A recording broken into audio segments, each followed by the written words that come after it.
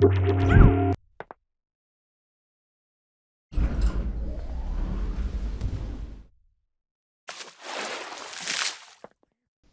then, animated global illumination. This is where it gets a bit more tricky. First of all, there's a couple of simple solutions to animated GI.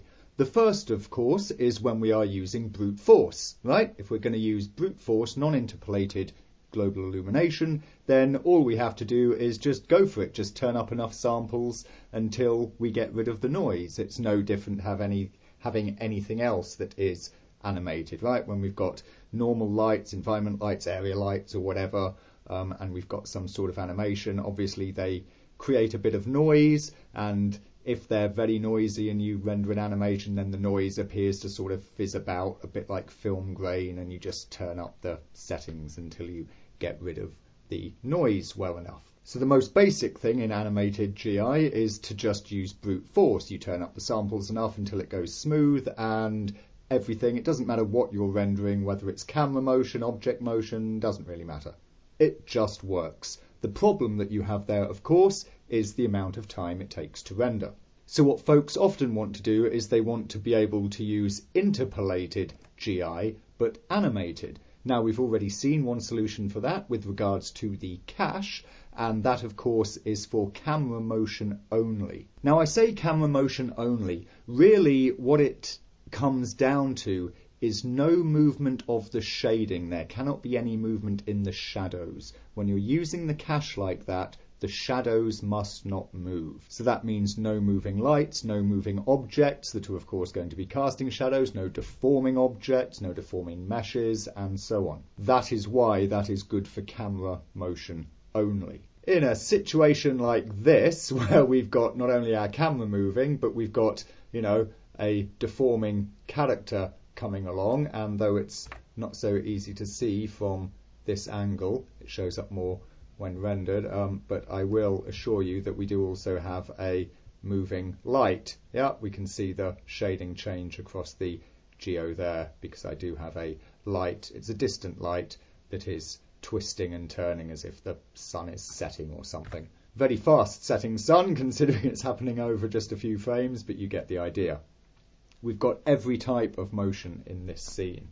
Now you might wonder, why can we not use the cache? And here is the best demonstration of it. The reason is because, of course, as you saw when we were doing the cache in the last video, right, the cells are stuck to geometry, and as we build up the cache, they build up their shading information, they build up their sampling. That means that their sampling is also fixed. What that means is, and the reason that we've got a problem with moving shadows, and why I say that method is camera motion only, is because they won't update for changing shadows so much. So if we take a look here, this is showing the actual cell pattern, right? So we've got our guy, and we can see that the cells on him are updating and as he's moving, but everything else looks nice and stable, right? And you might think, actually, this is, that should work well, because the GI solution, the cells are fixed and they are stable from one frame to the next, and that's what we discussed in the last video was happening. But think about what's happening here. Look, when he gets to this point, you've got this light on the floor, which should be bouncing off and hitting the wall, and he should be casting a shadow. But look at what's happening to the sample cells that we've got on the wall there. They're not changing. They're not updating. So basically what happens is that the shadow that's fixed on the first frame, when this first frame bakes to the GI solution, this shadow, or should I say this lighting, is baked in. The only times it's changing will be if you watch around where there are points of near contact, like his feet, which is where the cells are updating, not because the shading information is changing because of the motion of the lights and the shadows. It's changing because of the pixel spacing. Remember how I showed you that we could go and we could, change our pixel spacing when we were baking things off if we needed to? That's why if you watch his feet here, you'll see as he takes his steps, then look, the cell size starts to change, right? That is an effect of the pixel spacing keeping up with the caching. However, look at what's happening, right? We see, for instance, here at the beginning, so we've got, these small pixels there around his foot, the small cells, I should say, around his foot. If we watch as he steps away, it's a little hard to see because they're occluded, but you can see between his legs, look, they haven't changed. That also means that in the same way that the light on the wall has been left behind here, his shadow has been left behind there. If you try and do something like this with a normal cache, what you wind up with is these ghost shadows getting left behind the moving objects. They just sort of smear and streak across as if he's walking along with like paint on his feet or something, and leaving these sort of, splotchy footprints. So that's why we can't use the regular caching with animation of this kind. And you might be looking here at the animation checkbox and going, well, that's what that's for, right? That's for actual animation. Yeah, yes and no. Here we'll see what happens when you turn the animation checkbox on. Now remember, first of all, that when we saw it previously, the cells were fixed to the geometry, right? They were fixed in geometry space. That's different when we use the animated cache. And ignore for the second that these are flickering around. I'll explain that in a moment. What we're really looking at and what we're really interested in is the position of the cells, right? Let's take, for instance, see this cell here, this, what is that, six-sided cell there. It's sort of making this crescent around this guy at the edge here. Okay, watch where that is. That's just below this, piece of stonework. Right, watch as the camera tracks backwards. Look, it's still in the same place. And I don't mean with reference to the geometry, I mean with reference to the frame. Let's keep going, and it just sort of updates a bit there. But look, where is it? There it is. You see, we've got this crescent around here, yep, and that one in the middle. It was over here before. What animation mode does is, rather than fixing the cells to the geometry position, it fixes them to the camera frame position. And of course, they will update with their pixel spacing, so as the cells are getting dragged across this bit of stonework, then they're reconfiguring their size, which is why eventually that shifts a little bit down there. But what the cell sampling, and look, we can see again this, five-sided one here. We can see that sort of staying put in camera space as the camera is moving backwards. Yeah, look at that. Look, staying put all through that motion there. That is what animation mode actually does. Now, why are they flickering like this? First of all, I rendered this at a low sample setting to give a clearer indication of what's actually happening. Why are they flickering? Well, if the samples are moving over the geometry, if they are crawling over the geometry, then obviously at each frame they have to be updated and evaluated afresh in order to get the lighting and shading information at that position on the geometry at that frame. So what is going on here is that the cells are crawling across the geometry in space, and also they're having to be re-evaluated at every single frame. It's not like the static cache we saw before, where the information from one camera position or one frame gets reused on the next and reused on the next. You're doing a full cache for every single frame. The problem with this is that if you've got, sort of splotchy shading information, is that can seem to crawl over the geometry rather than staying fixed, rather than staying static. As I say, I've done that all, splotchy with low camera samples, but I can show you this version of it here where I've done much of the same thing but with higher sampling.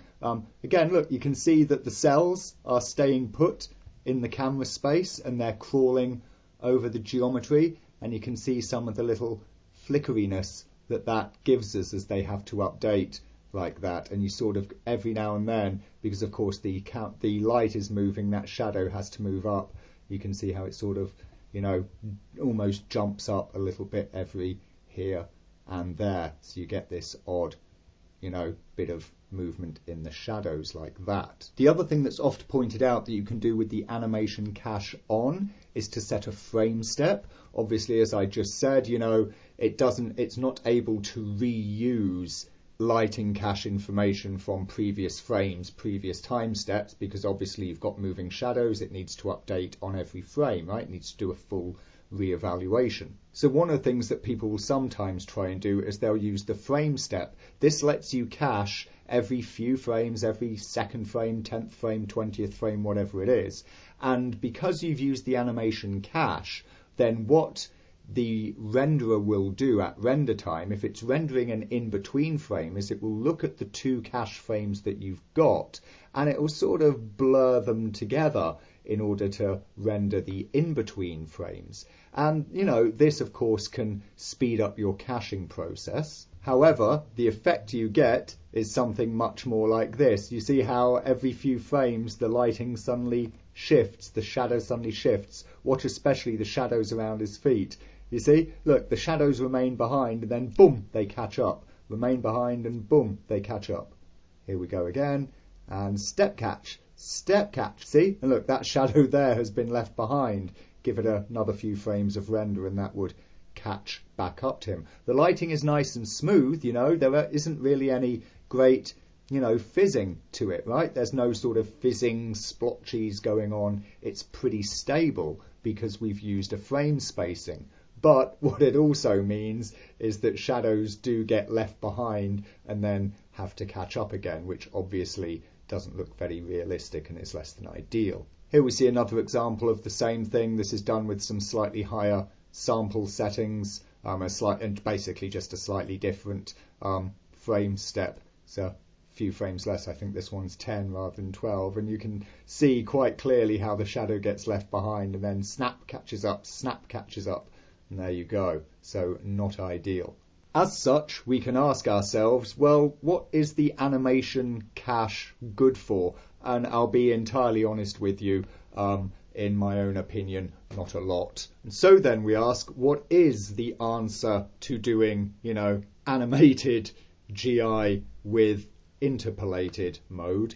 And to be perfectly frank, the best answer is to not bother using caching at all, which obviously obviates the animation because that's animation cache, and to instead just allow Lightwave to calculate an entirely new GI solution, interpolated GI solution, at every single frame. What does that mean doing? Well, it's going to mean a couple of things.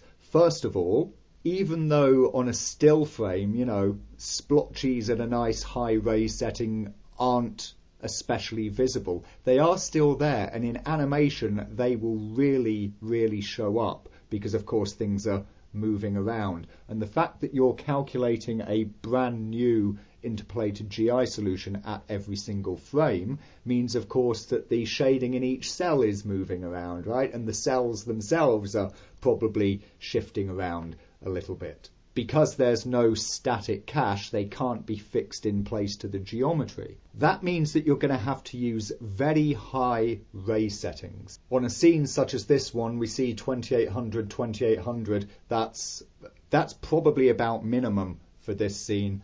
I'm trying to remember what I did a good render on. I must confess I've forgotten. I should have written it down. I believe it was more like 3600 or 4200 and 3600, which is pretty high if you think about it. Really pretty high. What about your pixel spacing? Well, generally I find that, especially if you've got small details like we have on the stonework here in your scene, then it can be good to go to smaller pixel spacings, because if you've got wide pixel spacings, if you remember when we first looked at interpolated GI and we had that little bit on the ceiling that the light was hanging from, and we had that one big cell around it when we had quite a big minimum pixel spacing. You don't want a feature that large to be sort of shifting around from frame to frame on animation, even if you've got really, really high numbers of samples, that can still show itself up. So generally you want to use lower minimum pixel spacings, not necessarily 1 You know, if you're rendering something 1080, then maybe 3 or 4 can be a good minimum pixel spacing. What were we saying before? You know, I was saying about 1%, so about 19 or 20 for a, you know, a 1080 high def sort of render, right? You can try and compensate somewhat with a bigger max pixel spacing, but that'll be determined by, you know, what sort of big wide open areas you do actually have. You can, of course, try to go for the bigger min pixel spacing. So you could try, you know, a min pixel spacing of 20 and max of, I don't know, 200 or something, and just render off a few frames, just, you know, 4 or 5 frames, and see how it looks. If you are getting, you know, shuffling in the lighting solution, it'll be very apparent with only, you know, a couple of frames rendered. Otherwise, by using very high ray numbers, often a lower minimum pixel spacing, and just basically hitting F10 and letting it do every single frame, then you actually can get some pretty decent looking stuff done with animated GI with interpolation. This is interpolated GI, and it's pretty smooth and it's pretty clean, and as we can see, there's no shadows being left behind. And is there splotch fizzing? Well, look closely at that bit of wall there. Look, you can just about see it. If you look at this bit of stonework, look, there's just a tiny little bit of the splotchy sort of fizz about a little bit, and you might be able to make them out in 1 or 2 places, but it's usually very minimal. And of course, I have done this as just, you know, a clay style render, which shows them up the most. If this was textured, you know, if you had like brickwork here and so on and so forth, that's going to be far, far harder to see. And yes, it does mean that the renders will be slow, right? Just as we saw when we were doing a single frame interpolated GI render. Using low pixel spacing and high samples was, of course, taking time to render out. But will it be faster than doing a full-blown brute force GI render? Almost certainly yes. However, I would advise as well to, you know, do as much as you can in the way of cheating. So using direct lights, maybe having lights behind your camera that are sort of simulating GI, and maybe do some of that ambient light trickery and stuff like that. And if you're going to put the GI on, make it something like 1 bounce. So of course that helps to bring down your render time somewhat. You know, try to be as smart as you can and do as much as you can outside of the global illumination itself, and that will allow you to get a more optimal render. But as you can see, it is indeed possible, but it is going to take some more high-end settings to do animated GI with interpolation. But aside from that, there we have it. That is pretty much the story of the global illumination system here in Lightwave 2018. We've been through the brute force stuff, we've been through the interpolated stuff, we've been through the cache, and we've been through the various modes of animation. What we will move on to now is looking at some of the ways of optimizing your lighting in the 2 main types of situation, which is of course exteriors environments and of course interior environments. And we'll see how we can work with that as well as with the GI to get better lighting solutions and more optimal render times.